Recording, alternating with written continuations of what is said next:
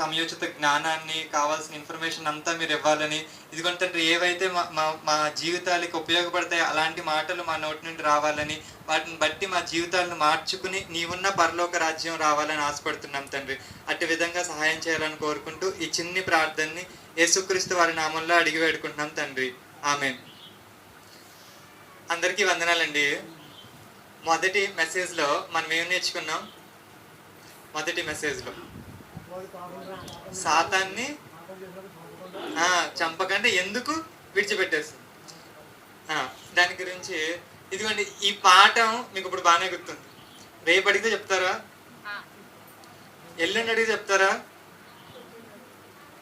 వచ్చేవారం ఇదే మెసేజ్, వచ్చే మెసేజ్ ఇదే సేమ్ టు సేమ్ వచ్చే వారం అడిగితే చెప్తారా? చెప్పొచ్చేమో, ఏమో గుర్తుంటే చెప్పొచ్చేమో. ఒక నెల తర్వాత చెప్పగలరా? కొన్ని 2 నెలల తర్వాత. అదే ఈరోజు మన పాఠం ఏంటంటే మతి మరుపు. మతి మరుపు వల్ల వచ్చిన అసలు నిజంగా మతి మరుపు మనిషికి బలమా బలహీనత? బలమా బలహీనత? ఈ విషయాన్ని మనం చూద్దాం. ఇప్పుడు మనందరం కూడా దేవుణ్ణి ఎందుకు నమ్ముకున్నామంటే ఏం చెప్తాం? ఇప్పుడు మన రక్షణ కోసం. ఇదిగోండి భూమి మీద అటువంటి దేవుడు అంటూ ఇంకొక దేవుడు ఎవ్వరూ లేరు కాబట్టి ఈయనే నిజమైన దేవుడు అని తెలుసుకున్నాం, నమ్ముకున్నాం. అవసరాల కోసం, ఇలాంటి వాటి కోసం మనం నమ్ముకోలేదు. మరి నమ్ముకున్న మనకి దేవుడు చెప్పే ఒక విషయం ఏంటంటే, దేవుడు మనకి ఏం చెప్తున్నాడు? దేవుడికి అనేకమైన కోరికలు ఉన్నాయి. అవునంటారా కాదంటారా? మనుషుల పట్ల ఇందాక అక్క కూడా చెప్పింది. ఏమని చెప్పింది? ఇదిగోండి దేవునికి అనేకమైన, ఇక్కడ మనతో పని చేపించుకోవడానికే ఇదిగో భూమి మీద మనుషుల్ని పుట్టడానికి అది ఒక కారణంగా మనం చూసాం. దేవుడు మనుషుల ద్వారా పని చేయించుకోవాలనుకుంటున్నాడు కదా. మరి అలాంటి పనుల్లో ఒక పని ఏంటో మనం సామెతల్లో చూద్దామండి. సామెతల గ్రంథం 24వ అధ్యాయం 11వ వచనం.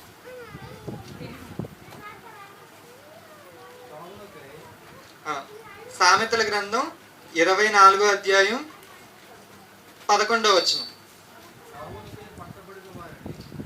చావునికై పట్టబడిన వారిని నీవు తప్పించుము, నాశనమునందు పడుటకు జోగుచున్న వారిని నీవు రక్షింపవా.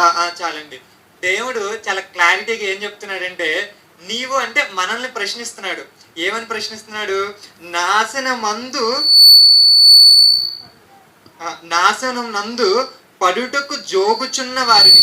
అంటే ఎవరైతే పడిపోబోతున్నారో, ఎవరైతే తప్పు చెయ్యబోతున్నారో అలాంటి వారిని నువ్వు రక్షించవా అని చెప్తున్నాడు.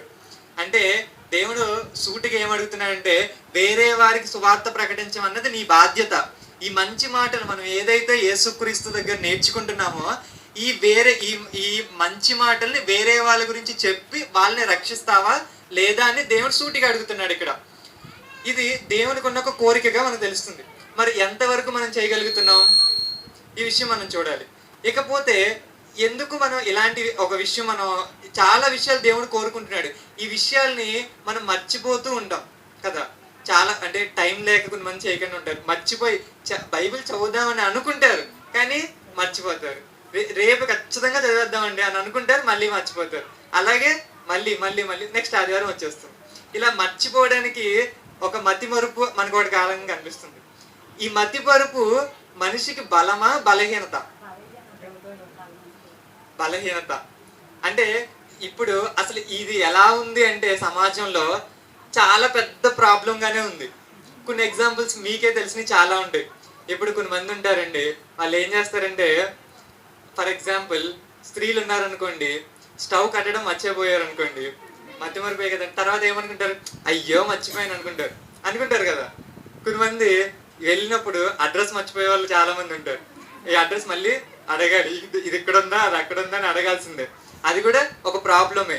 కొంతమంది ఏం చేస్తారంటే, నేను ఒక యూట్యూబ్లో ఏం చూసానంటే, ఒక వ్యక్తి తన కళ్ళజోడు ఎక్కడ పెట్టానా అని వెతుక్కుంటూ ఉంటాడు. తర్వాత చూస్తే తలకే ఉంటుంది. అయ్యో ఏంటి అంటే అతను మధ్య మరుపు అక్కడ పెట్టానని మర్చిపోయాడు. కొంతమంది బండికే తాళం ఉంటుంది, కానీ తాళం ఎక్కడుందా ఎక్కడుందా ఎక్కడుందా అని వెతుక్కుంటారు. అంటే మతి మరుపు. ఇలా ఉంటే ఇకపోతే దీన్ని వ్యాపారం చేసుకునే వాళ్ళు వ్యాపారం చేసుకుంటూనే ఉన్నారు. ఏంటంటే ఈ మతి మరుపు గురించి మనం ఆలోచిస్తే, మతి మరుపు పోవడానికి చాలా సెంటర్లు ఉన్నాయి. అసలు మతి మరుపు పోవడానికి కూడా సెంటర్లు ఉంటాయంటే నేనే నమ్మలేకపోయాను. ఇక్కడ ప్రతిదానికి ఒక సెంటర్ ఉంటుంది.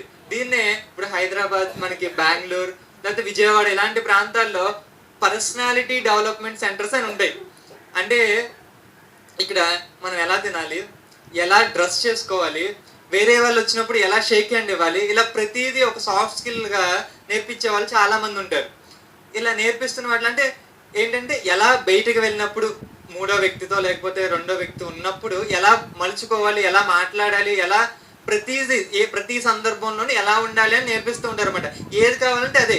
నీకు ఎలా తినాలి, కొన్ని కమ్యూనికేషన్ స్కిల్స్ అనుకోండి, వేరే వ్యక్తి వచ్చినప్పుడు ఎలా మాట్లాడాలి అని అదొక్కటే కావాలంటే అదొక్కటే నేర్పిస్తారు. లేదు బయటికి వెళ్ళినప్పుడు ఎలా షేక్ హ్యాండ్ ఇవ్వాలి, మన బాడీ ఎలా ఉండాలి. మన కొంతమంది ఎంత డీటెయిల్గా చెప్తారంటే, ఇప్పుడు కొంతమంది వేరే వాళ్ళతో మాట్లాడుతున్నప్పుడు ఇలా కొంచెం లేజీగా నుంచుంటారు, కొంతమంది స్టిఫ్గా నుంచుంటారు, కొంతమంది చేతులు కట్టి నుంచుకుంటారు. ప్రతి దానికి ఒక్కొక్క అర్థం ఉంటుంది, ప్రతిదీ కూడా ఒకటి కన్వే చేస్తుంది. నువ్వు చెప్పే వ్యక్తి మాటలు నీకు అంతగా వినాలనిపించట్లేదు అనుకోండి, నీ బాడీ ఒక రకంగా చెప్తుంది. ఆ కోర్స్ నేర్చుకున్న వాళ్ళకి ఈజీగా అర్థమైపోతుంది ఏమని, నేను చెప్తున్నాను కానీ వీళ్ళు వెళ్ళాలని అనుకోవడం లేదు. ఇలాంటి కమ్యూనికేషన్ స్కిల్స్ అన్ని నేర్పిస్తారు.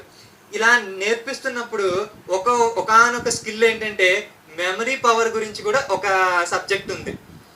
మెమరీ పవర్లో ఏం నేర్పిస్తారంటే, ఎలాంటివి నేర్పిస్తారంటే, మన ఏలూరులో కూడా ఇలాంటి క్లాసెస్ జరిగాయండి. ఏంటి, మైండ్కి షార్ప్నెస్ పెరగడం కోసం చదివింది అలా చదివితే అలా గుర్తుండిపోవాలి. ఒక టెక్నిక్ ఏంటంటే, ఇప్పుడు ఒక నెంబర్స్ ఉన్నాయి అనుకోండి, ఇప్పుడు ఒక 10 నెంబర్లు చెప్తాను చూడండి, 82, 94, 71, ఇలా కొన్ని ఒక 10 నెంబర్లు చెప్పాను అనుకోండి. ఈ 10 నెంబర్లు మీరు గుర్తుంచుకోగలరా? గుర్తుంచుకోవడం చాలా కష్టం. కానీ ఈ మెమరీ పవర్ ఎక్స్పర్ట్ ఏం చేశాడంటే, దాని మీద ఒక కథ అల్లుకున్నాడంట. అలా 10 నెంబర్లు కాదు కానీ ఒక 50 నెంబర్లు ఇచ్చినా అలా వరుసగా చెప్పేయగలడంట. అంత మెమరీ పవర్. అంటే అంత ఎలా వచ్చిందంటే అతను కొన్ని ట్రిప్స్ అవన్నీ వాడుతున్నాడు.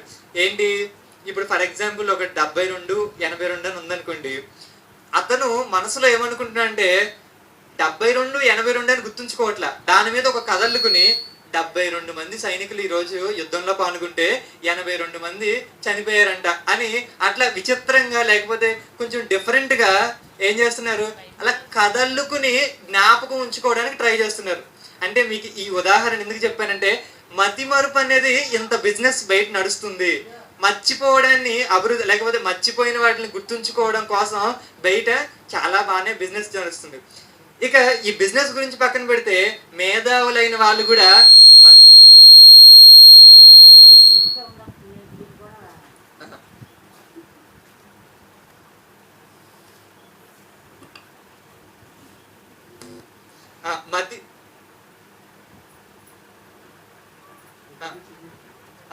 ఈ మత్తు మరుపు ఏదైతే ఉందో ఇది పెద్దల నుంచి చిన్నల వరకు లేకపోతే పెద్దవారి వరకు అందరికీ ఉండే సమస్యలో ప్రాథమికమైన సమస్య. మనకు కూడా చాలా మందికి చెప్పకపోయినా చాలా ఎంత సమస్య అంటే చెబుతారు కరెక్ట్ గానే, కానీ మర్చిపోతా ఉంటారు. ఇది చేద్దామని అనుకుంటారు కానీ మర్చిపోతానే ఉంటారు.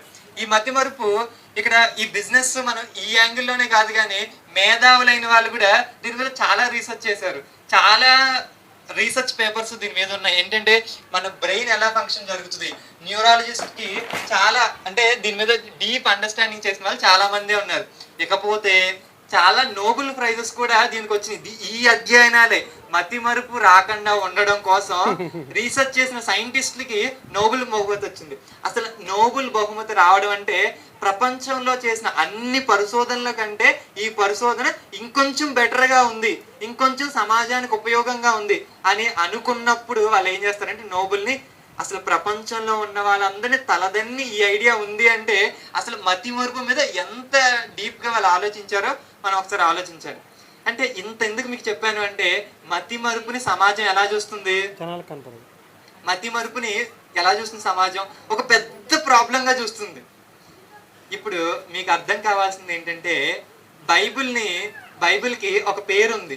ఏంటంటే సకల శాస్త్రాలని అధిగమించినదే బైబిల్.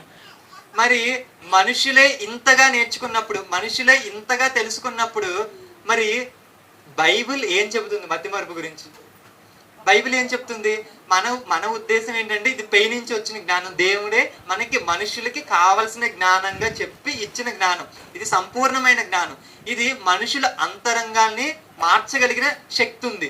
మరి ఇలాంటి జ్ఞానం ఏం చెబుతుంది? మతిమరుపు గురించి ఏం చెబుతుంది? ఇంతకీ అసలు ఈ ప్రాబ్లం అనేది బైబిల్ గుర్తించిందా? అసలు ఇలా దేవుడు ఏమన్నా చెప్పాడా అనేవి మనం చూడాలి. సరే, ఇప్పటి వరకు మనకు అర్థమైంది ఏంటంటే మతి మరుపు అనేది ఒక బలహీనత, లేకపోతే ఒక బలహీనతగా సమాజం చూస్తుంది. ఇప్పుడు బైబిల్ మనకి పరిపూర్ణమైన జ్ఞానం ఇస్తుంది కాబట్టి, మనిషిని పరిపూర్ణంగా చేయడానికి బైబిల్ ఉపయోగపడుతుంది కాబట్టి, బైబిల్ ఈ కాన్సెప్ట్ మీద ఏమన్నా మాట్లాడిందా? ఈ మరిచిపోవడం, మతి మరుపు మీద ఏమన్నా మాట్లాడిందా అనేది చూద్దాం. దీన్ని కొన్ని పార్ట్స్ గా చెప్పుకుందాం. ముఖ్యంగా ఈరోజు నేను ఒక పార్ట్ చెప్తాను, వచ్చే ఆదివారం రెండో పార్ట్ చెప్పుకుందాం. ఏంటంటే నిజంగానే బైబిల్ ఈ విషయం గురించి మాట్లాడింది, ఈ మతి మరుపు గురించి మాట్లాడింది. ఇప్పుడు కొన్ని సందర్భాలు చెప్తాను. వీటిల్లో మీకు మతి మరుపులో ఈ రకమైన మతి మరుపు చాలా ప్రమాదం అండి అని మీకు అనిపించింది ఇప్పుడు చెప్పండి. ఇప్పుడు స్టవ్ ఆపేయడం మర్చిపోయారు అనుకోండి, ఇది భయంకరమైన మతి మరుపైనా కాదా? ఇంటి తాళాలు మర్చిపోవడం, ఇంటి తాళం మర్చిపోయారు అనుకోండి, బద్దలు కొట్టచ్చు. పోనీ ఓకే, పోనీ మీ కళ్ళజోడు కనిపించలేదు అనుకోండి, ఇది కూడా ఏంటి? ఏదైనా వస్తువుని మీరు మర్చిపోయారంటే ఇంకోటి కొనుక్కోవచ్చు, లేదంటే అట్లీస్ట్ ఏదో ఒకటి కంపెన్సేట్ చేయొచ్చు. ఇప్పుడు నేను ఒక విషయం చెప్తాను, చూడండి. ఇప్పుడు కావ్యక్క ఉంది. కావ్యక్క నాకు ఎప్పుడో ఒక సహాయం చేసింది అనుకుందాం. నేను ఎప్పుడో రెండోసారో లేకపోతే ఎప్పుడో ఒకప్పుడు నాకు సహాయం చేసే అవకాశం వచ్చింది, లేకపోతే కావ్యక్కకి కృతజ్ఞత చూపించే అవకాశం వచ్చింది. కానీ నేను ఈ చేసిన మేలునన్నిటిని మర్చిపోయాను. ఇప్పుడు నేనేం చెప్తున్నానంటే ఇవ్వాలా, ఇలా వీళ్ళు బలి అడుగుతారండి అని ఇక రిటర్న్ లో తిట్టడం స్టార్ట్ చేశాను అనుకోండి, ఇది ఎలా ఉంటుంది? చేసిన మేలుని మర్చిపోవడం. ఈరోజు మనం ఈ కాన్సెప్ట్ మీద మాత్రమే చూద్దాం. ఈరోజు మనుషులు చేసిన మేలుల్ని మర్చిపోయిన వారిని గురించి చూద్దాం. దాని గురించి దేవుడు ఏమనుకున్నాడు, ఏమి రాయించాడో, ఆ విషయాన్ని ప్రత్యేకంగా దేవుడు ఎందుకు రాయించాడో ఆ విషయం చూద్దాం. తర్వాత వచ్చే ఆదివారం దేవునికి ఉన్న పేరు ఏంటంటే మహా ఉపకారి. ఆయన మనుషులు చేసిన మేలుల్నే మనం మర్చిపోతుంటే మరి మహా ఉపకారి అయిన దేవుడు చేసిన ఉపకారాలని మనుషులు మర్చిపోవట్లేదా? ఈరోజు అనేక మంది దేవుడే లేడంటున్నారంటే అసలు దేవుడినే గుర్తించలేదన్నమాట. అంటే మనం ఏమనుకుంటున్నామంటే మతి మరుపు అంటే వస్తువులు మర్చిపోవడమే ప్రాథమిక సమస్యగా అనుకుంటున్నాం. కానీ బైబిల్ ఏం చెప్తుందంటే, ఇదిగో నువ్వు నీ ఎదుటి వాళ్ళు నీ పట్ల చూపించిన మేలుని పట్ల నువ్వు కృతజ్ఞతగా ఉండకుండా మర్చిపోతున్నావు చూడు, ఇదే అసలైన ప్రాబ్లం అని చెబుతుంది. ఇదిగో దేవుడు నీకు మహోపకారం చేశాడు, ఆ మహోపకారాన్ని నువ్వు మర్చిపోతున్నావు చూసా, అసలు ఈ మతి మరుపు ఆ మతి మరుపు కంటే ప్రాబ్లం అంటుంది. ఇలా చెబుతుంది. అలాగే దేవుడు కొన్ని బాధ్యతలు ఇచ్చాడు క్రైస్తవునిగా. ఈ బాధ్యతలను కూడా మర్చిపోయే వాళ్ళు ఉన్నారు కదండి. చాలా మంది క్రైస్తవులుగా మనందరం ఉన్నాం. అంటే ఇదన్నీ వేరే వాళ్ళకి అనుకుంటే ఓకే, వేరే వాళ్ళ గురించి కూడా అవుతుంది. ఇప్పుడు మన గురించి కూడా మనం ఆలోచించుకోవాలి. అసలు బైబిల్ని ఎందుకు రాశారండి అని మనం బైబిల్ని అడిగితే, అసలు ఈ బైబిల్లో పూర్వంలో ఉన్న వాళ్ళు చాలా మంది వ్యక్తుల గురించి రాశారండి, చాలా సందర్భాల గురించి రాశారండి. అసలు ఇవన్నీ ఎందుకు రాశారండి అంటే కొన్ని రెఫరెన్సెస్ చూద్దాం. రోమీయులకు రాసిన పత్రిక 15వ అధ్యాయం, రోమీయులకు రాసిన పత్రిక 15వ అధ్యాయం 4వ వచనం. ఏలయనగా ఓర్పు వలనను లేఖనముల వలనని ఆదరణ వలనను మనకు నిరీక్షణ కలుగుటకై పూర్వమందు రాయబడినవన్నీయు మనకు బోధ కలుగు నిమిత్తం రాయబడి ఉండెను. ఇదిగోండి బైబిల్ ఏం చెప్తుందంటే, ఇందుకే మీకు బైబిల్ ఎందుకు ఇచ్చారండి, బైబిల్ ఇన్ని విషయాలు ఎందుకంటే రాయబడిని అని అడిగితే దానికి కూడా బైబిల్ సమాధానం చెప్తుంది ఏంటంటే, మనకి బోధ కలగాలి. ఇది ఈ చదువుకున్నప్పుడు మనకి ఏమర్థం అవ్వాలి, ఇదిగోండి ఒక వ్యక్తి మేలును మర్చిపోయాడు అనుకోండి, ఇప్పుడు మనం మర్చిపోకూడదని అర్థం అవ్వాలి. అలాగే ఒక వ్యక్తి బాధ్యతను మర్చిపోయాడు అనుకోండి, మనం ఆ బాధ్యతని మర్చిపోకూడదని అర్థం అవ్వాలి. ఇంకొక రెఫరెన్స్ కూడా చూద్దాం. 1 కొరింథీయులకు రాసిన పత్రిక 10వ అధ్యాయం 11వ వచనం. కొరింథీయులకు రాసిన మొదటి పత్రిక 10వ అధ్యాయం 11వ వచనం. ఈ సంగతులు దృష్టాంతములుగా వారికి సంభవించి యుగాంతమందున్న మనకు బుద్ధి కలుగుటకై రాయబడిను. ఇందాకేం చూసాం? బోధ కలగడానికి రాయబడింది అని. ఇక్కడ బుద్ధి కలగడానికి రాయబడింది అని ఉంది. అంటే మనకి బోధ బుద్ధి ఎందుకు కలగాలి? ఎందుకంటే బైబిల్ అంతా కూడా ఎక్స్పీరియన్సెస్ అనమాట. ఆదాము దగ్గర నుంచి దేవుడు ఏం చెప్పాలనుకున్నాడు, ఈ చెప్పిన వాటికి మనుషులు ఎలా స్పందించారు, ఈ విషయాల్ని బైబిల్ రాసుకుంటూ వచ్చి పరిపూర్ణంగా చేసింది. ఇప్పుడు ఇవన్నీ చదువుకోవడం వల్ల మనకేమొస్తుందంటే బుద్ధి వస్తుంది, బోధ కలుగుతుంది. ఇలా బోధ కలగాలని బైబిల్ రాయించారు. ఇకపోతే మన కాన్సెప్ట్లోకి వద్దాం. ఇప్పుడు మతి మరుపు అనేది సమస్యే, బలహీనతే, కాదనట్లేదు. కానీ మేలే మర్చిపోతున్నారు అనుకోండి, మీకు చేసిన మేలుని మర్చిపోతున్నారు అనుకోండి, ఇది బలహీనత ప్లస్ నేరం కూడా దేవుని దృష్టిలో. అంతే కదండి. ఇప్పుడు నీ బైక్ కీస్ మర్చిపోయావు అనుకోండి, దేవుడు నువ్వు బైక్ కీస్ మర్చిపోయావు కానీ నీకు పరలోకం ఇవ్వను అంటాడా? అనరు. గవాల్మని ఇదిగోండి నా స్పెట్స్ ఎక్కడ నీకు కనిపించలేదు, నాకు అడ్రస్ మొన్న వచ్చానండి, నా అడ్రస్ మర్చిపోయాను అని అనుకున్నాం అనుకోండి, దేవుడు నువ్వు అడ్రస్ మర్చిపోయావు కదా నీకు పరలోకం ఇవ్వను అని అంటాడా? అండు. కానీ ఇదిగోండి నేను ఎదుటి వాళ్ళు నా పట్ల చేసిన మేలు నేను మర్చిపోయానండి, వాళ్ళ పట్ల కృతజ్ఞతే చూపించలేదు అన్నాం అనుకోండి, ఈ మతి మరుపుని దేవుడు ఏం చేస్తాడు? ఖచ్చితంగా తీర్పులోనికి తీసుకొస్తాడు కదండి. అలాగే దేవుడు చేసిన మహోపకారాన్ని మర్చిపోయినా దేవుడు తీర్పులోనికి తీసుకొస్తాడు. అలాగే ఇదిగోండి క్రైస్తవునిగా నీ బాధ్యత ఏంటో దేవుడు కొన్ని బాధ్యతలు చెప్పాడు. ఈ బాధ్యతలు నువ్వు మర్చిపోయినా కూడా దేవుడు ఖచ్చితంగా నిన్ను ఆ మతి మరుపుకి వలన నువ్వు తీర్పులోనికి వస్తావు. ఏంటంటే అవి నువ్వు మర్చిపోయిన వస్తువులు మర్చిపోవడం వల్ల నువ్వు తీర్పులోనికి రావట్లేదు, పరలోకం పోయే ఛాన్స్ లేదు. అది బలహీనతే, అది కొన్ని సమస్యలకు దారి తీయవచ్చు.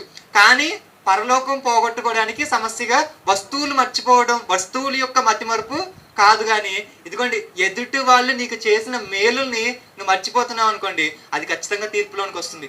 ఇదిగోండి మహోపకారైన దేవుడు చేసిన మహోపకారాన్ని నువ్వు మర్చిపోయావు అనుకోండి, అది ఖచ్చితంగా తీర్పులోనికి వస్తుంది.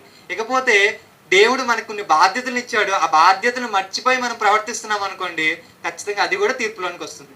సరే, ఈరోజు మొదటి విషయం గురించి మాట్లాడుకుందాం. అదేంటంటే మేలులు మర్చిపోయిన మనుషులు. ఇప్పుడు కొన్ని సందర్భాలు చూద్దాం, ఒక 3 సందర్భాలు చూద్దాం. మొదటి సందర్భం చూద్దాం. బైబిల్లో యోసేపు గారు పరిచయం లేని వాళ్ళు ఎవరు ఉండరు, అయినా కూడా ఒక్కసారి గుర్తెచ్చుకుందాం. అబ్రహాము గారికి పుట్టిన వాళ్ళే యోసేపు, ఇజ్జాకు పుట్టిన వాడే యాకోబుకు పుట్టిన వాడే ఈ యోసేపు అనే ఒక వ్యక్తి. ఈయన ఏం చేస్తాడంటే ఆయనకి అన్నదమ్ములు కూడా ఉంటారు. ఈ అన్నదమ్ములు అందరూ కలిసి యోసేపుని ఏం చేస్తారంటే ఇష్మాయేలీలకి మిద్యానీయులకి అమ్మేస్తారు. అమ్మేస్తే వీళ్ళు ఇంకా మధ్యలో గొంతులో పడేస్తారు. అవన్నీ మీకు తెలుసు కాబట్టి నేను ఫాస్ట్ ఫార్వర్డ్లో వెళ్ళిపోతున్నాను.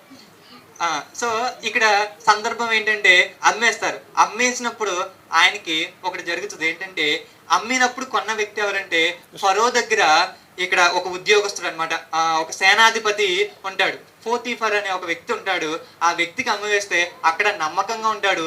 దేవుడు ఇదిగోండి ఇంత కష్టం యోసేపుకి వచ్చినప్పటికీ దేవుడు తోడుగా ఉండడం వల్ల ఎక్కడైతే ఆ ఇంట్లోకి వచ్చాడో ఆ ఇంట్లో ఆ ఫరో కుటుంబంలో కూడా, పోతీఫర్ కుటుంబంలో కూడా ఇదిగోండి వాళ్ళకి మంచి జరుగుతూ వర్ధిల్లుతూ దేవుడు తోడై ఉండడం వల్ల వర్ధిల్లుతూ ఉంటారు వాళ్ళు. ఇలా జరుగుతూ ఉన్నప్పుడు అక్కడ జరిగిన కొన్ని సందర్భాల వలన ఆయన తప్పు చేయకపోయినా తప్పు చేశాడు అని ఒక నింద వేయటం వల్ల చెరసాల్లోనికి వెళ్ళిపోతాడు. ఇక్కడ వరకు ఓకే. ఇప్పుడు చెరసాల్లో ఉన్నా కూడా దేవుడు యోసేపుకి తోడై ఉంటాడు. చెరసాల్లో ఉన్న ఎవరున్నారు? దేవుడు తోడుగా ఉన్నారు. ఇప్పుడు మన పాఠం స్టార్ట్ అవుతుంది, మీరు వినండి. ఇక్కడ జరుగుతున్న సందర్భం ఏంటంటే యోసేపు గారు చెరసాల్లో ఉన్నారు. ఇక్కడ 2 క్యాండిడేట్స్ వస్తారండి. ఎవరంటే పానదాయకుల అధిపతి, భక్షకారుల అధిపతి. 2 వ్యక్తులు యోసేపు గారు ఉన్న జైల్లోనికి వస్తారు. వీళ్ళిద్దరూ ఐగుప్తు రాజుకి ఏం చేస్తారంటే ఇదిగోండి ఆయన ఎడల తప్పుగా ప్రవర్తించడం వలన ఏం చేస్తారంటే చెరసాల్లోనికి వచ్చేస్తారు. అప్పుడు ఏం జరుగుతుందో ఆదికాండంలో చూద్దాం.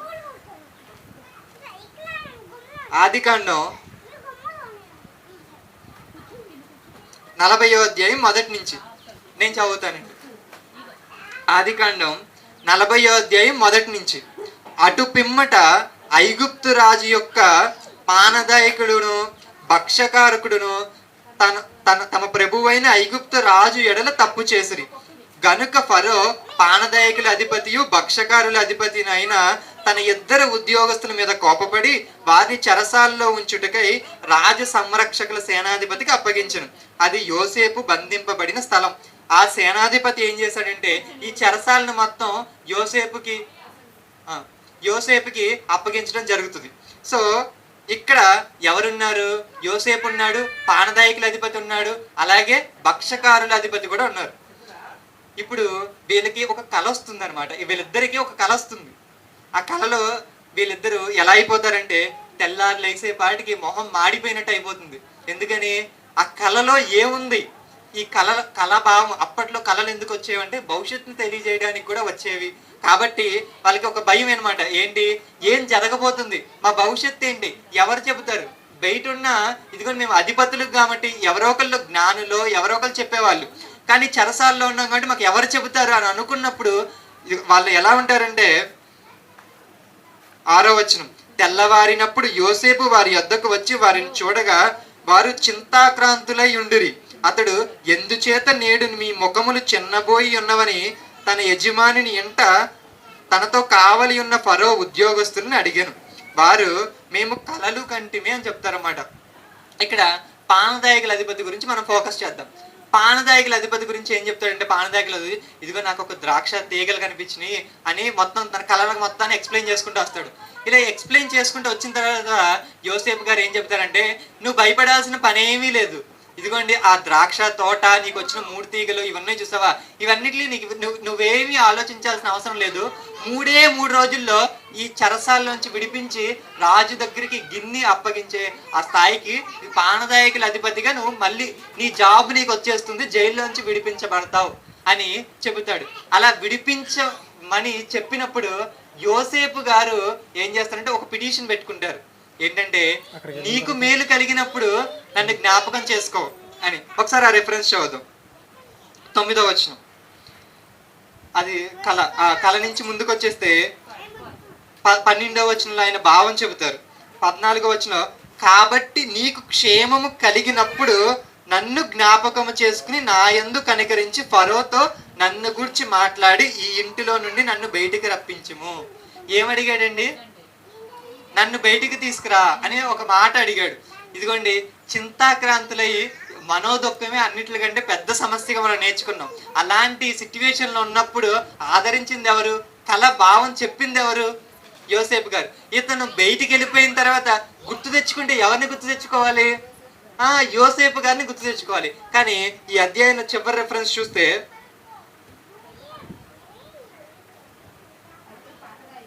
అయితే పానదాయకుల అధిపతి యోసేపుని జ్ఞాపకం చేసుకొనక అతనిని మర్చిపోయాను. ఇతనికి మతిమరుపు వచ్చిందా? వచ్చింది. ఈ పానదాయికి ఏమొచ్చిందంటే మతిమరుపు వచ్చింది. ఎలాంటి మతిమరుపు అంటే వస్తువుల్ని మర్చిపోలేదు, కానీ ఇదిగోండి మహోపకారం. అసలు జైల్లో ఉన్నప్పుడు అసలు ఈ కళ ఎందుకు వచ్చింది అని బాధపడుతున్న సమయంలో నిన్ను ఓదార్చింది, నిన్ను అక్కుని చేర్చుకుంది ఎవరు? యోసేపు గారు. ఇలాంటి యోసేపుని ఏం చేస్తాడు? మర్చిపోయాడు.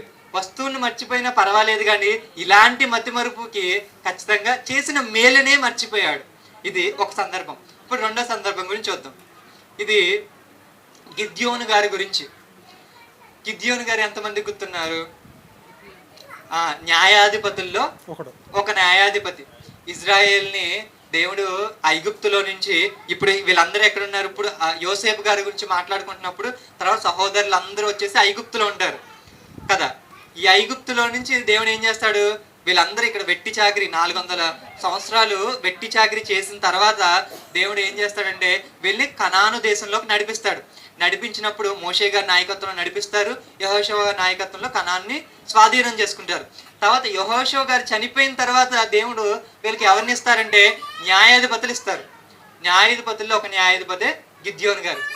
గిద్యోను గారి గురించి, గిద్యోను గారు ఉన్న టైంలో ఎలా ఉంటుందంటే, వీళ్ళు ఎప్పుడైతే ఇజ్రాయేల్ తప్పు చేశారో దేవుడు మిద్యానీయులకి ఇంకా అనేక మందికి, ఈ ఫిలిస్తీయులకి అరంనహరాయిము, మెస్పటోమియా వారికి, ఇలా దేవుడు అనేక మందికి వచ్చి ఆక్రమించుకోవడం జరిగింది అనమాట. ఎందుకంటే యుద్ధంలో ఇజ్రాయేల్ ఓటమి ఎప్పుడు వస్తుందంటే, వీరు ఎప్పుడైతే దేవుడి నుంచి పక్కకి వెళ్ళిపోతారో దేవుడు వేరే జనాంగానికి ఇజ్రాయెల్ని అప్పగించేయడం జరుగుతుంది. ఎప్పుడైతే వీళ్ళ పాపం చేశారో దేవుడు వీళ్ళని విడిచిపెట్టడం జరుగుతుంది అనమాట. మళ్ళీ ఎప్పుడైతే మొర దేవుడికి వీళ్ళు ఇదిగోండి తప్పు అయిపోయిందని ఎప్పుడైతే మొర పెడతారో అప్పుడు ఏం చేస్తారు, ఇదిగో ఏదో ఒక న్యాయాధిపతిని దేవుడు పుట్టించి వాళ్ళని విడిపించడం జరుగుతుంది. ఇప్పుడు గిద్యోని గారి సందర్భంలో ఎలా ఉంటుందంటే, మిద్యానీయులు మిడత దండు ఎలా అయితే ఉంటుంది, మిడతలన్నీ ఒకేసారి వచ్చినాయి అనుకోండి ఎలా ఉంటుంది, అంత దండు మిద్యానీయులు ఇజ్రాయిల్ మీద పడి ఇదిగోండి వాళ్ళని ఎంతగా అంటే, ఒకసారి చూద్దాం ఆ రెఫరెన్స్ చూద్దాం. న్యాయాధిపతుల గ్రంథం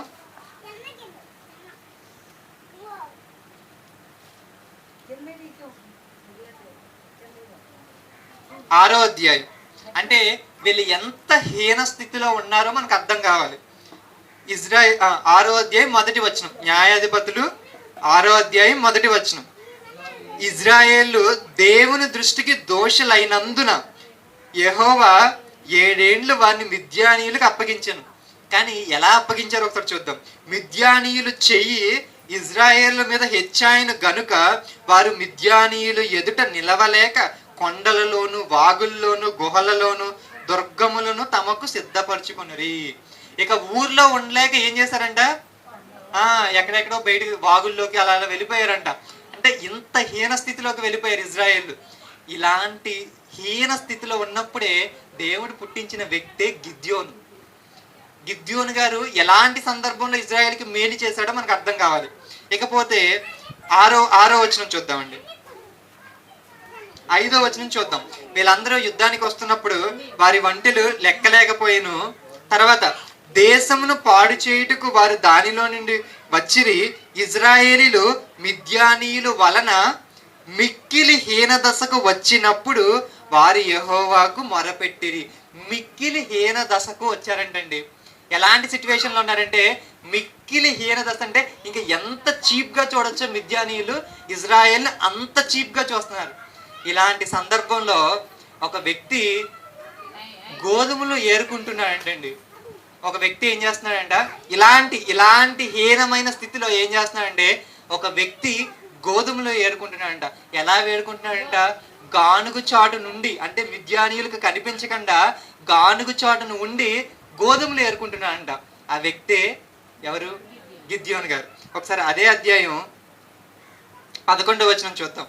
యెహోవా దూత వచ్చి అబిజ్యుడైన యోవాషునకు కలిగిన ఎఫ్రాలోను మస్తకీ వృక్షము క్రింద కూర్చుండెను. యోవాషు కుమారుడైన గిద్యోను మిద్యానీయులకు మరుగై ఉండినట్లు గానుగు చాటున గోధుమలను దొల్లగొట్టుచుండగా యెహోవా దూత అతనికి కనబడి, పరాక్రము కల బలాఢ్యుడా, యెహోవా నీకు తోడై ఉన్నాడని అతనితో అనగా.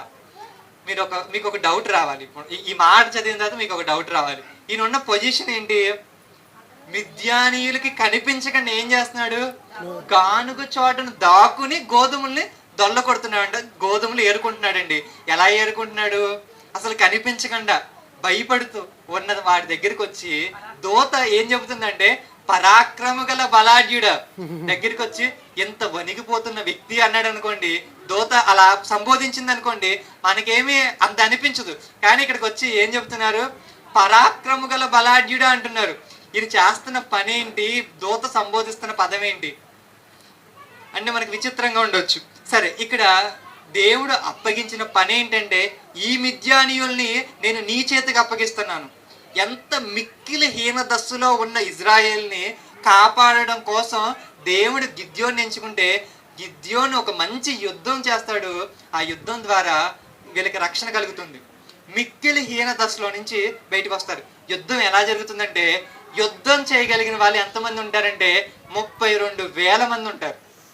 ఇజ్రాయేల్ పక్షాన యుద్ధం చేయడానికి 32,000 మంది ఉంటారు. అటు పక్కన మిద్యానీయుల్లో యుద్ధం చేయడానికి వాళ్ళ ఒంటెల్ని లెక్క పెట్టడం కుదరదంటండి. ఇక మనుషుల్ని పక్కన పెట్టేయండి, వాళ్ళ ఒంటెల్ని లెక్క పెట్టడం అంటే లక్షల్లో ఉన్నారని. ఒక మనిషి 32,000ని లెక్కించారంటే వీళ్ళ పక్కన లక్షల్లో ఉన్నారు కాబట్టి లెక్కించలేకపోయారు. ఇంత మహా సైన్యం వస్తున్నప్పుడు నార్మల్గానే భయంగా ఉంటుంది. ఇక మన పొజిషన్ వీక్ గా ఉందనుకోండి, మరీ 32,000 అనుకోండి, ఇంకెంత భయంగా ఉంటుంది. ఇకపోతే మన గిద్యోని గారు ఎలా ఉన్నారు? భయపడుతున్న వ్యక్తిగా కనిపిస్తున్నారు. కానీ దేవుడు మనకి తోడై ఉంటే ఏదైనా సాధ్యమే అని నమ్మి వీళ్ళు ముందుకెళ్తారు. ఇలా ముందుకు వెళ్తున్నప్పుడు అసలే 32,000 మంది అనుకుంటుంటే దేవుడు ఏం చెప్తాడంటే, అసలు 32,000 మంది అక్కర్లేదండి. ఎందుకు 32,000 మంది? నీ దగ్గర ఎక్కువ మంది ఉన్నారని గిద్యోని గారు చెప్తారు. అప్పుడు గిద్యోని గారు మనసులో ఇలా అనుకుని ఉండవచ్చు, ఏమని? ఏంటి 32? నేను అసలే తక్కువ ఉన్నారని నేను అనుకుంటుంటే నువ్వు 32,000 మంది ఎక్కువ మంది అంటున్నావు. అటు చూస్తే లక్షల మంది ఉన్నారు మిద్యానీయులు అమాలేకీయులతో కలిసి యుద్ధానికి వస్తారు. మిద్యానీయులు అమాలేకీయులతో కలిసి ఒక లక్షల్లో వస్తారు. ఇటు పక్కన 32,000 ఉన్నారు, అసలు కొట్టగలమా అని అనుకుంటున్న సందర్భంలో దేవుడు ఏం చెప్తాడంటే, మరీ ఎక్కువ మంది ఉన్నారు, ఎవరైతే యుద్ధానికి భయపడుతున్నారో వాళ్ళు వెళ్ళిపోండి అని దేవుడు గిద్యోన్ గారితో చెప్తే, గిద్యోన్ గారు వచ్చి యుద్ధంలో ఉన్న 32,000 మందికి చెప్తారు. ఇప్పుడు 10,000 మంది వెళ్ళిపోతారండి. బాబాయ్ మాకు యుద్ధం వద్దనుకుంటారో, లేకపోతే ఎవరైతే భయపడుతున్నారో వాళ్ళు వెళ్ళిపోమంటే 10,000 మంది వెళ్ళిపోతారు. ఇప్పుడు ఎంతమంది మిగిలారు? 32,000 మందిలో 10,000 మంది వెళ్ళిపోతే ఇంకెంతమంది మిగిలారు? 22,000 మిగిలారు. సరే, 22,000 మంది ముందుకు వెళ్తే దేవుడు వీళ్ళందరినీ ఒక నది దగ్గరికి పానిచ్చు, నీ దగ్గర 22,000 మంది ఉన్నారు, ఇంతమంది ఎక్కువ అని దేవుడు అనుకుంటాడు. అప్పుడు వాళ్ళకి ఒక టెస్ట్ పెడతాడు. ఆర్మీలో ఉన్న వాళ్ళకి ఏ టెస్టులు పెడతారండి? ఆర్మీలో ఉన్న వాళ్ళకి ఏ టెస్టులు పెడతారు? చిత్ర విచిత్రమైన అన్ని టెస్టులు పెడతారు. ఏంటి ఇది కూడా టెస్టా అని అనుకున్న ప్రతి టెస్ట్ను కూడా ఏం చేస్తారు? వాళ్ళకి పెడతారు. ఎందుకంటే వాళ్ళు చాలా ఫిట్ గా ఉండాలి. ఎందుకంటే యుద్ధం చేసినప్పుడు వాళ్ళు కొండలైనా ఎక్కాలి, పైనుంచి అయినా దూకాలి, ఒక మంచులో అయినా వాళ్ళు వెళ్ళిపోవాలి, వర్షం పడుతున్నా వెళ్ళాలి, మంచిగా ఎండ వస్తున్నా కూడా వెళ్ళాలి. అంటే ఎలాంటి పరిస్థితుల్లో అయినా వాళ్ళు ఏం చేయాలి? ఫిట్ గా ఉండి వెళ్ళాలి. ఇక్కడ దేవుడు కూడా ఇజ్రాయెల్లో ఈ 22,000 మంది మిగిలారు చూసారా, వీళ్ళకి ఒక టెస్ట్ పెడతారు. ఏంటంటే వాగు దగ్గర తీసుకొచ్చి వెళ్ళి వాటర్ తాగమంటారు. అప్పుడు తాగుతారు, అందరూ వచ్చి తాగుతారు. ఇక ఈ 22,000 మందిలో దేవుడు ఏం చెప్తాడంటే, అంటే అక్కడ తాగే స్టైల్స్ చాలా స్టైల్స్ ఉంటాయి కదండి. ఎవరైతే కుక్క తాగినట్టుగా తాగుతారో, నాలికతో తాగుతారో అలాంటి వాళ్ళందరినీ తీసేయమంటారు దేవుడు. తర్వాత ఎవరైతే అంటే సరిగ్గా తీసుకోవడం కాకుండా తాగి కుంగిపోతారు చూసారా, అలా ఎవరైతే కుంగిపోతారో అలాంటి వాళ్ళందరినీ తీసేయమంటారు. ఎవరైతే కరెక్ట్ గా చేతులతో తీసుకుని తాగుతారో అలాంటి వాళ్ళని మాత్రం దేవుని కౌంట్ చేయమంటే 300 మంది మిగులుతారు. 32,000 మంది ఉన్నారు, ఇప్పుడు 300 మందికి వచ్చారు. ఇంకా యుద్ధం ఎంత విచిత్రంగా జరుగుతుందంటే అసలు కత్తే అవసరం లేకుండా యుద్ధం అయిపోతుంది. అది ఇంతకీ 300 మంది ఉన్నారు చూసారా, ఈ 300 మంది కూడా దేవుడు ఏం చెప్తాడంటే 3 ముక్కలుగా చేసి 100 మంది ఒక చోట, 100 మంది ఒక చోట, 100 మంది ఒక చోట చేస్తారు. వీళ్ళకి విజయం ఎలా వస్తుందంటే, ఈ యుద్ధం ఎలా జరుగుతుందంటే, మీ దగ్గర కొన్ని కుండలు ఇలాంటివి ఉంటాయి చూసారా, ఇలాంటి వాటిని తీసుకుని వాళ్ళు యుద్ధానికి వెళ్ళి అక్కడికి వెళ్ళి బోరలు ఓదండి, కుండల్ని బద్దలు కొట్టండి అని చెప్తారు. అదే యుద్ధం. మనుషుల్ని చంపడం కాదండి యుద్ధం అంటే. ఇక్కడ జరుగుతుంది ఏంటంటే మనుషుల్ని చంపడం కాదు. 100 మంది 100 మంది 100 మంది అంటే ఇక్కడ స్టార్టింగ్ లో కొంతమంది 100 మంది ఉన్నారు, మధ్యలోకి వెళ్ళి కొంతమంది ఉన్నారు, చివరిలో కొంతమంది ఉన్నారు. ఈ 100 మంది 100 మంది 100 మందిని దేవుడు చెప్పిన మాట ఏంటంటే, జస్ట్ మీరు చెయ్యాల్సింది ఏంటంటే బోరలోదండి, కుండలు బద్దలు కొట్టండి. వీళ్ళు ఏమనుకుంటున్నారు, కొండ పగిలితే ఎక్కడో తలకాయలు పగిలిపోయినాయి, బోర ఊదుతున్నారంటే మన విజయం పోయింది, వాళ్ళకి విజయం వచ్చేసింది. అక్కడ ఎవరో ఇలాంటి కన్ఫ్యూజన్ క్లియర్ చేస్తే ఇదిగోండి, ఎవరికి వాళ్ళే కొట్టుకుంటూ చచ్చిపోతూ అలా ఉన్న సందర్భంలో ఇంకా వెళ్ళిపోతారండి, పారిపోతారు. ఆ పారిపోతున్న వాళ్ళందరినీ కూడా పట్టుకుని చంపుతారు ఇజ్రాయేలీలు. నేను ఈ విషయాన్ని ఎందుకు చెప్పానంటే, యుద్ధాన్ని మీకు ఎందుకు ఎక్స్ప్లెయిన్ చేశానంటే, ఇజ్రాయేలీలు మిద్యానీయుల చేతుల్లో ఎంతో దయనీయమైన ఒక హీన స్థితిలో తినటానికి కూడా లేదని ఉంటుందండి. ఒకసారి 6వ అధ్యాయం మనం ఒకసారి చూస్తే, 6వ అధ్యాయంలో ఇజ్రాయేలు 3వ వచనం, ఇజ్రాయేలు విత్తనములు విత్తిన తర్వాత మిద్యానీయులు అమాలేకీయులు తూర్పు నుండి వారును తమ పశువులను గుడారములను తీసుకొని మిడతలు దండంత విస్తారంగా వారి మీదకి వచ్చి వారి ఎదుట దిగి గాజాకు పోవునంత దూరము భూమి పంటను పాడు చేసి ఒక గొర్రెనే గాని, ఎద్దునే కాని, గాడిదనే కాని, జీవ సాధనమైన మరి ఏదియు గాని ఇజ్రాయేలుకు ఉండనీయలేదు. అంటే వీళ్ళు బ్రతకడానికి పంట కావాలా, దాన్ని పాడు చేస్తారు. గొర్రెలు కావాలా, దాన్ని క్యాన్సిల్ చేస్తారు. ఏదైతే మనుషులకు ఉపయోగపడుతుందో అలా ప్రతి దాన్ని కూడా ఇజ్రాయెల్కి ఒక ఆధారం అనేది లేకుండా ఏం చేశారు, మిద్యానీయులు తర్వాత రాయబడిన రిఫరెన్స్ అంటే మిక్కిలి హీనంగా చూసారంటండి. ఇలాంటి మిక్కిలి హీనమైన స్థితిలో కాపాడిన వాడే ఎవరండి, దేవుడు. ఎవరి ద్వారా, గిద్యోను గారి ద్వారా. ఇప్పుడు గిద్యోను గారు ఉపకారం చేసినట్టేనా ఇజ్రాయెల్కి? ఇజ్రాయెల్ ఎలా ఉండాలి, కృతజ్ఞతగానే ఉండాలి కదా. గిద్యోను గారి పట్ల కానీ, గిద్యోను గారి కుటుంబం పట్ల కానీ ఎలా ఉండాలి, చాలా మహోపకారమే చేయించాడు దేవుడు ఇతని ద్వారా, ఈ ప్రవక్త ద్వారా అని అనుకోవచ్చు కదా, వాళ్ళు ఈ న్యాయాధిపతి ద్వారా అని అనుకోవచ్చు కదా, అనుకోవచ్చు. కానీ అప్పుడు వాళ్ళు ఒక మాట అంటారు, ఏంటంటే గిద్యోను నువ్వే రాజుగా ఉండాలి మాకు, ఇదిగోండి మీకు తర్వాత నీ కుమారుడు, తర్వాత వాళ్ళ కుమారులు రాజుగా ఉండాలని చెప్తారు. అప్పుడు గిద్యోను గారు ఏమంటారంటే, నేను కాదు, నా కుమారుడు కాదు, ఇదిగో వారి కుమారులు కాదు, అసలు మేము రాజులుగా ఉండము, దేవుడే మనకి రాజుగా ఉండాలని ఒక మంచి మాటని గిద్యోను గారు చెబుతారు. అంటే రాజ్యం మీద కానీ లేకపోతే తన కుమారులకి ఏదో రాజ్య సింహాసనం కావాలని కానీ గిద్యోను గారి మనసులో ఉందా? లేదు. ఇకపోతే కాలం కొంత సమయం అయిన తర్వాత గిద్యోను గారు చనిపోతారు. కాలక్రమేణా గిద్యోను గారు చనిపోతారు. గిద్యోను గారికి ఉన్న భార్యను బట్టి ఆయనకి 70 మంది పిల్లలు ఉంటారు. 70 మంది పిల్లలు ఉంటారు. ఈ 70 మంది పిల్లలు కాక ఉపపత్నికి కూడా ఒక కుమారుడు ఉంటాడు, అతని పేరు అబీమెలెకు. ఇక్కడ గిద్యోను గారి కుమారుడిలో ఒక కుమారుడే అబీమెలెకు. ఇతను ఏం చేస్తాడంటే, ఎప్పుడైతే గిద్యోను గారు చనిపోయారో ఈ చనిపోయిన టైంలో ఎలా ఉంటుందంటే, చనిపోయిన తర్వాత అబీమెలెకు ఆలోచించి, ఇదిగోండి 70 మందిని మిమ్మల్ని ఏలాలనుకుంటున్నారా, నేను ఒక్కడిని ఏలాలని మీరు అనుకుంటున్నారా అంటే, ఇదిగోండి ఒక్కడిని ఏలటమే బాగుంటుంది అని అనుకుని, అంటే ఇతను ఎక్కడికి వెళ్తాడంటే ఉపపత్ని ఉన్న ఊరికి వెళ్ళిపోయి కొన్ని మందిని సాధించుకుని ఏం చేస్తాడంటే, 70 మంది మిమ్మల్ని ఏలాలని మీరు అనుకుంటున్నారా అంటే, గిద్యోను గారి కుమారుడు 70 మంది కాబట్టి 70 మందిని మీరు ఏలాలనుకుంటున్నారా, లేదా ఒక్కడి మిమ్మల్ని ఏలితే బాగుంటుందా అని అంటే, అందరూ ఒక్కడే అని చెప్తారు కదండి. అలా చెబితే గిద్యోను గారికి పుట్టిన 70 మంది కుమారుల్ని బండకేసి కొట్టి చంపేస్తారు. ఈ ఇజ్రాయేల్ సమ్మతితో కదండి. మహోపకారం ఎవరి వలన జరిగింది? దేవుని వలన జరిగింది. ఎవరి ద్వారా జరిగింది? గిద్యోను గారి వల్ల జరిగింది. గిద్యోను గారి పట్ల, గిద్యోను గారి కుమారుల పట్ల ఎంత కృతజ్ఞతా భావంగా ఇజ్రాయేల్ ఉండాలండి. అది మర్చిపోయి ఏం చేశారంటే ఏకంగా చంపేశారు. ఏకంగా ఒకసారి ఆ రిఫరెన్స్ చూద్దాం. న్యాయాధిపతుల గ్రంథం,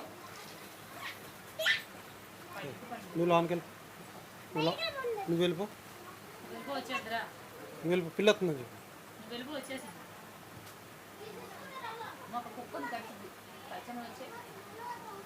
8వ అధ్యాయం 22వ వచనం. అప్పుడు ఇజ్రాయేలు గిద్యోనుతో, నీవు మిద్యానీయుల చేతిలో నుండి మమ్మల్ని రక్షించిది గనుక నీవును నీ కుమారుడును మిమ్మల్ని ఏలవలనని చెప్పిరి. అందుకు గిద్యోను, నేను మిమ్మల్ని ఏలను, నా కుమారుడు మిమ్మల్ని ఏలరాదు, యెహోవా మిమ్మల్ని ఏలునని చెప్పాను. ఎంత మంచిగా చెప్పాడండి గిద్యోను గారు, చాలా బాగా చెప్పారు. ఇకపోతే 29వ వచనం,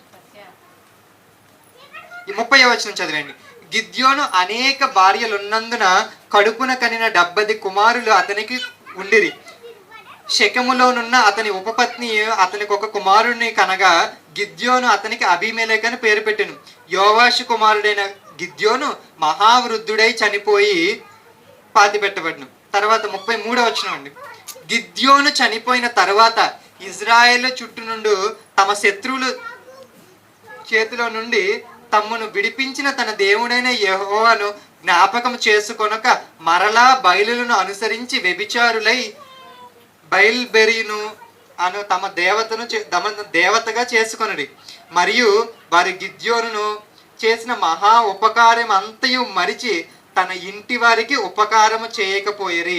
ఈ ముందు వచనంలో వాళ్ళందరినీ సంహారం చేస్తారనమాట. ఇక్కడ 70 మందిని చంపేసినప్పుడు ఉపకారం చేసే ఛాన్స్ ఎవరికి వచ్చింది? ఇజ్రాయెల్కి వచ్చింది. కానీ ఇందాక అసలే గిద్యోను గారికి ఎంతో భయం అయినప్పటికీ ఎంత యుద్ధం చేశాడు?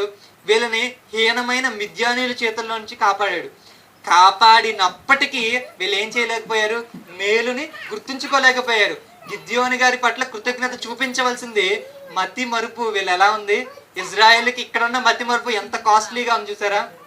ఒకవేళ వీళ్ళు ఏమని ఉండొచ్చు, గిద్యోని గారు తన కుటుంబం ఎంతో గొప్పది, మాకు ఎంతో సహాయం చేశారు, వీళ్ళని చంపడానికి మేము ఒప్పుకోమంటే చంపగలిగేవారండి 70 మందిని? లేదు. కానీ బండకేసి కొట్టి చంపేశారండి 70 మందిని. ఒకే ఒక కుమారుడు మాత్రం బతుకుతాడు, 69 మందిని చంపేస్తారు. ఇక్కడ కూడా ఇజ్రాయేలు తమకు కలిగిన మేలుని మర్చిపోయారు. మతిమరుపు, ఇలాంటి మతిమరుపు చాలా కాస్ట్లీగానే కనిపిస్తుంది. ఇలాంటి మతిమరుపు ఉంటే ఒకటి ఇది బలహీనత అయినప్పటికీ దేవుని దృష్టిలో ఇది నేరంగా కూడా పరిగణించబడుతుంది. కాబట్టి ఖచ్చితంగా తీర్పులోనికి రావడానికి ఛాన్స్ ఉంటుంది. ఇకపోతే 3వ సందర్భం చూద్దాం. ఇది చివరి సందర్భం. మనం ఏం మాట్లాడుకుంటున్నామంటే, ఇదిగోండి మనుషులు చేసిన మేలుల్ని మర్చిపోవడం, ఇదిగోండి ఇలాంటి మతిమరుపు మనకి ప్రమాదం. ఇలాంటి మతిమరుపుని దేవుడు ఖచ్చితంగా తీర్పులోనికి తీసుకొస్తాడని మాట్లాడుకుంటున్నాం.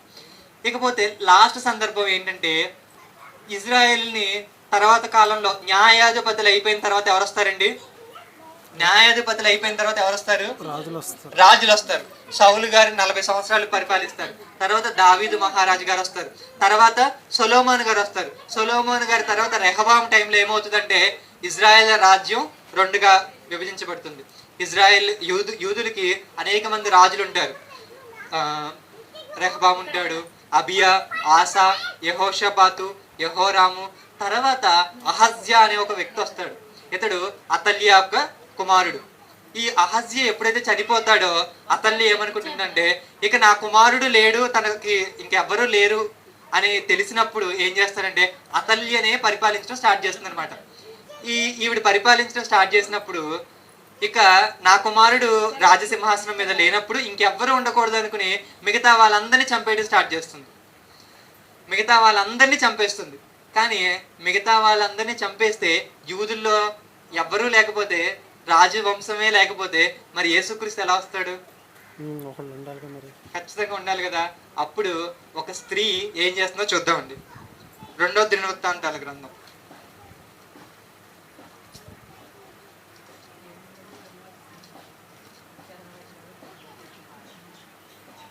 24వ అధ్యాయం.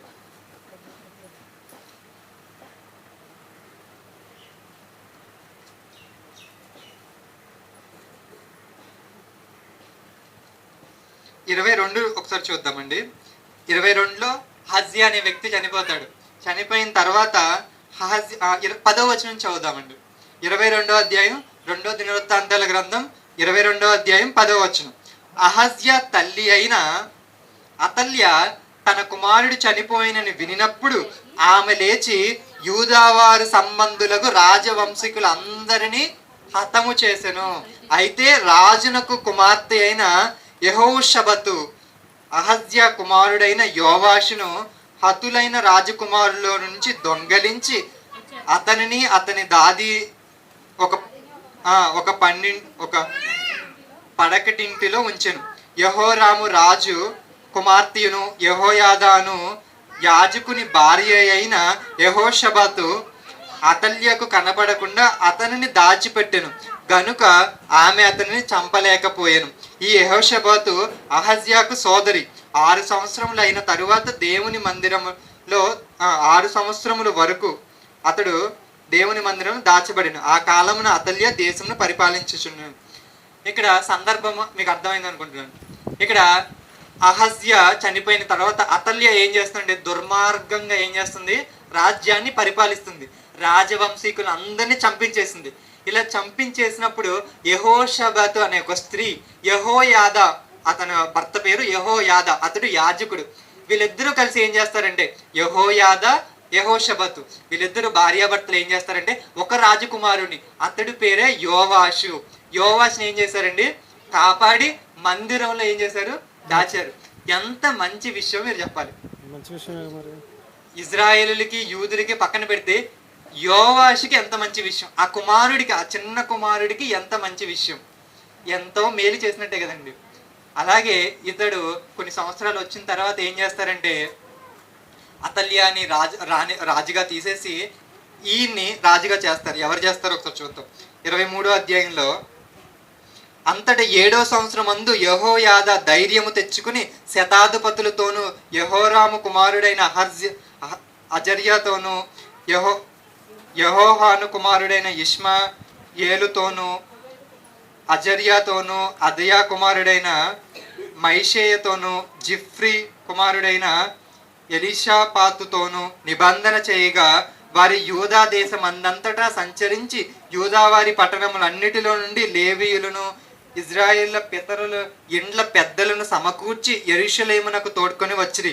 జనులందరూ సమాజముగా కూడి దేవుని మందిరములో రాజుతో నిబంధన చేసుకొనినప్పుడు అతడు వారితో ఇట్లనెను, యెహోవా దావీదు కుమారుని గురించి ఇట్లు ఇచ్చిన సెలవు చొప్పున రాజకుమారుడు రాజ్యం ఏలవలెను. కాబట్టి మీరు చేయవలసింది ఏమనగా, మీలో యాజకులైన వారేమి లేవీయులైన వారేమి విశ్రాంతి దినముల లోపల ప్రవేశించేవారు 3 భాగములై, ఇక అలా పోతూ చివరికి జరిగేది ఏంటంటే ఈ యోవాషుని రాజుగా పట్టాభిషేకం చేస్తారు. అప్పుడు అతల్య ఇదంతా ద్రోహం అని చేస్తే ఆ అతల్యను కూడా చంపేస్తారనమాట. ఆ తర్వాత ఈ యోవాషు 40 ఏళ్ళు రాజ్య పరిపాలన చేస్తాడు. 40 ఏళ్ళు ఏం చేస్తాడు? రాజ్య పరిపాలన చేస్తాడు. ఇప్పుడు ఇక్కడ వరకు స్టోరీ అంతా బాగానే ఉంది. ఇక్కడ మొత్తం అంతా మంచిగానే ఉంది. యోవాష్కి మహోపకారం జరిగింది. కానీ ఎప్పుడైతే యెహోయాదా యాజకుడు చనిపోతాడో, చనిపోయిన తర్వాత ఇజ్రాయేలు మళ్ళీ ఏమైపోతారు? దేవుని మాటను విడిచిపెట్టి మళ్ళీ బయలును పూజించడం ఇలా స్టార్ట్ చేస్తారన్నమాట. ఇలా స్టార్ట్ చేసినప్పుడు దేవుడు అనేక మంది ప్రవక్తలను పంపించి ఇదిగో మీరు చేస్తున్న తప్పు అని ఎన్నిసార్లు చెప్పిన ఇజ్రాయెల్ యూదులు ఏం చేస్తారంటే మారరు. అప్పుడు ఒక వ్యక్తిని పంపిస్తాడు. ఆయన పేరే జకర్యా. ఈ జకర్యా ఎవరు అనుకుంటున్నారు? ఇక్కడ ఇందాక కాపాడిన యెహోషాబాతు యెహోయాదా, యాజకుడైన యెహోయాదా ఉన్నారు చూసారా, వీళ్ళ కుమారుడే. మీరు దేవుని విసర్జించారు కదా, ఇప్పుడు దేవుడు మిమ్మల్ని విసర్జిస్తాడు అని గట్టిగా చెబుతాడు. ఒకసారి చూద్దామండి ఆ సందర్భం.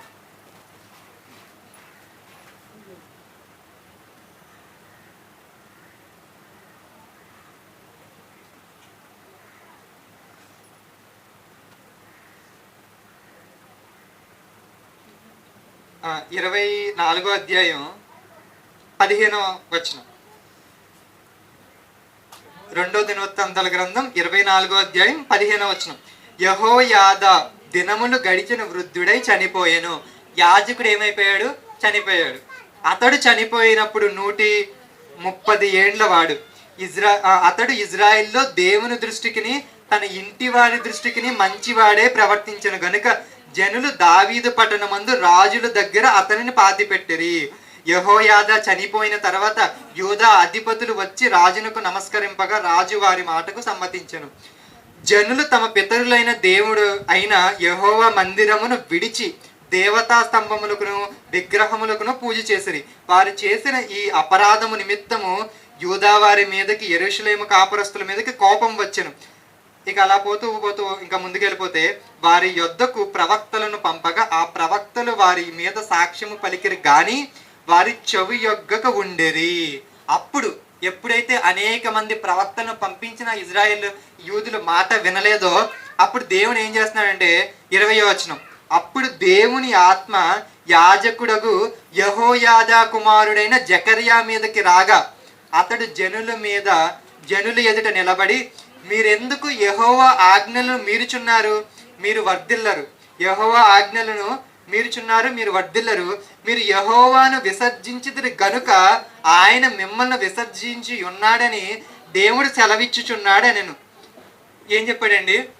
మీరేం చేశారు? మీరే దేవుని వదిలేశారు కదా, దేవుడు ఇంకా మిమ్మల్ని వదిలేస్తాడని కఠినంగా మాట్లాడాడు. ఈ మాట ఎవరికి నచ్చలేదంటే, మిగతా వాళ్ళ విషయం పక్కన పెడితే రాజైన యోవాషుకి నచ్చలేదు. ఒక ప్రవక్త, ఒక యాజకుడు, ఎవరు?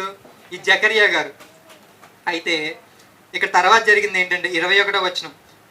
అందుకు వారు అతని మీద కుట్ర చేసి, ఎవరు? యూదా వారు కుట్ర చేసి రాజు మాటను బట్టి యెహోవా మందిరపు ఆవరణము లోపల రాళ్ళు రువ్వి అతని చావగొట్టిరి. ఎవరినండి చావగొట్టింది? జకర్యా. ఎవరు మాటను బట్టి? రాజు మాటను బట్టి. ఎవరా రాజు? యోవాషు. ఎలా బతికాడు యోవాషు? ఈ జకర్యా తల్లిదండ్రులు భిక్ష వల్లే కదండి బతికింది. కానీ ఆ మహోపకారాన్ని మరిచి యోవాషు అసలు యాజకుడు అనే భయాన్ని మర్చిపోయాడు. ఇదిగోండి ఇంత ప్రవక్తగా చెబుతున్నాడు, ఈ మాటల్ని పరిచయమని పెట్టాడు. ఇవన్నిటికి పోగా ఆయన మాటను బట్టి ఒక ప్రవక్తని చంపేయడానికి రెడీ అయిపోయి చంపేశాడు కూడా. అంటే తన పట్ల జరిగిన ఒక మహా ఉపకారాన్ని ఏం చేయలేకపోయాడు? గుర్తించలేకపోయాడు. యెహోషాపాతు ఆ రోజు కాపాడకపోతే బతుకుండేవాడా? కాపాడి ఇదిగో రాజుగా చేస్తే 40 ఏళ్ళు నీకు రాజ్య పరిపాలన దేవుడిచ్చాడు. ఇలా పరిపాలనిస్తే స్టార్టింగ్ లో మంచిగానే ఉంటాడండి. యోవాషు మంచిగానే రాజ్య పరిపాలన చేస్తాడు. కానీ చివరిలో ఎంతకు తెగిస్తాడంటే యాజకుడు ప్రవక్త అయిన జకర్యా గారిని చంపేస్తాడు. ఏ కుటుంబంని అసలు యోవాషు గారు తన జీవితంలో గుర్తు పెట్టుకోవాల్సిన కుటుంబం అంటే ఏ కుటుంబం? యెహోయాదా కుటుంబాన్ని గుర్తుంచుకోవాలి. ఎందుకంటే తను బతికున్నాడంటే దానికి కారణం ఇదే కాబట్టి. కానీ ఆ కుటుంబంలో పుట్టిన జకర్యాని చంపేస్తాడు. అంటే మనుషులు చేసిన మేలుల్ని మనుషులు ఏం చేస్తున్నారు? మర్చిపోతున్నారు. ఈ మతి మరుపుని దేవుడు ఏం చేస్తాడంటే ఖచ్చితంగా తీర్పులోనికి, లెక్కలోనికి తీసుకొస్తాడు. కాబట్టి మనం ఎలాంటి వస్తువుని మర్చిపోయే మతి మరుపు ఉన్నా ఓకే, గాని అది బలహీనతే. కానీ దానివల్ల మన పరలోకం పోదండి. కానీ ఈ రకమైన మతి మరుపు వలన ఏంటి? మనుషులు చేసిన మేలుల్ని మర్చిపోవడం వల్ల ఏమవుతుంది? ఖచ్చితంగా దేవుడు లెక్కలోనికి మనం వెళ్తాం. దేవుడు ఒక్కసారి ప్రశ్న అడిగితే ఇంకా సమాధానం చెప్పడానికి మన దగ్గర ఏముండదండి. దేవుడు బలా మంచి దాసుడా అని అనాలే కానీ దేవుడు ప్రశ్నించడం స్టార్ట్ చేశాడు అనుకోండి, మనం ఎక్కడ ఉంటామండి? ఆయన లెక్కలతో మనం సరితూగలేదనుకోండి, ఆయన ప్రశ్నించడం స్టార్ట్ చేస్తాడు. ఇక ప్రశ్నించిన తర్వాత ఇంకా చెప్పుకోవడానికంటూ ఏముండదు. ఇక నువ్వు ఎంత చెప్పినా అక్కడ కుదరదు. కాబట్టి పరలోకాన్ని పోగొట్టుకునే ఈ మతి మరుపు. ఎలాంటి మతి మరుపు? మనుషులు చేసిన మేలును. ఈరోజు మనం ఇదిగోండి యోవాషు మర్చిపోయాడు, గిద్యోను గారు చేసింది ఇజ్రాయేల్ మర్చిపోయారు, ఇదిగో యోసేపు చేసింది, ఇదిగోండి అతను చేసింది పానదాయకుల అధిపతి మర్చిపోయాడు అని అనుకుంటున్నాం. కానీ మనకి కూడా ఏం చేసి ఉండొచ్చు? దేవుని ద్వారా అనేక ఉపకారాలు జరిగి ఉండొచ్చు. మీ పక్కనున్న మనుషులే మీకు ఉపకారం చేసి ఉండొచ్చు.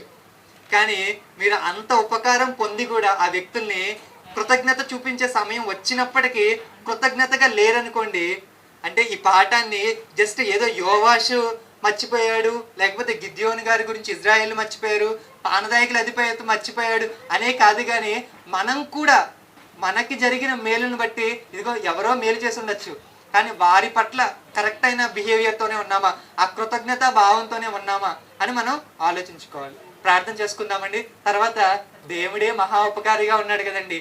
మరి ఆయన అసలు దేవుడు ఇంకొక విషయం ఏంటంటే దేవుడికి కూడా కొంచెం మతిమరుపు ఉందండి. దేవుడు ఒక విషయాన్ని మర్చిపోతారంట. అంటే మీరు వచ్చే ఆదివారం రావడం కోసం ఈ ముక్క చెప్తున్నాను. ఏంటంటే దేవుడికి కూడా ఒక మతిమరుపు ఉందంట. అదేంటో వచ్చే ఆదివారం చూద్దాం.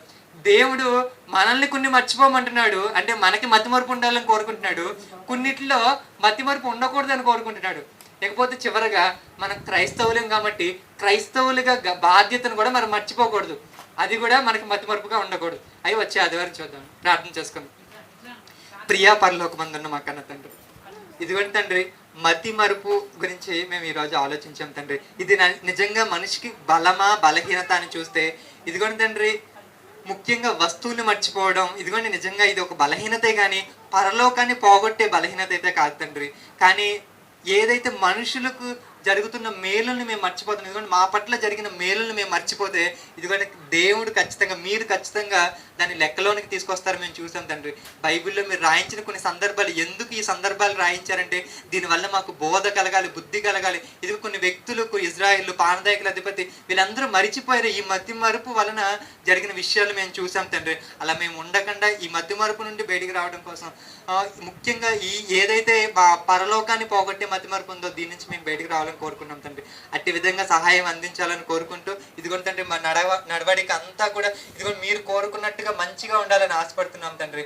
అలాగే వచ్చే ఆదివారం చెప్పబోయే అంశాలను బట్టి కూడా మీరు మంచి సమయోచితమైన జ్ఞానాన్ని, మంచి సమాచారాన్ని మాకు ఇవ్వాలని కోరుకుంటూ ఈ చిన్ని ప్రార్థనని యేసుక్రీస్తు వారి నామంలో అడిగి వేడుకుంటున్నాం తండ్రి. ఆమేన్.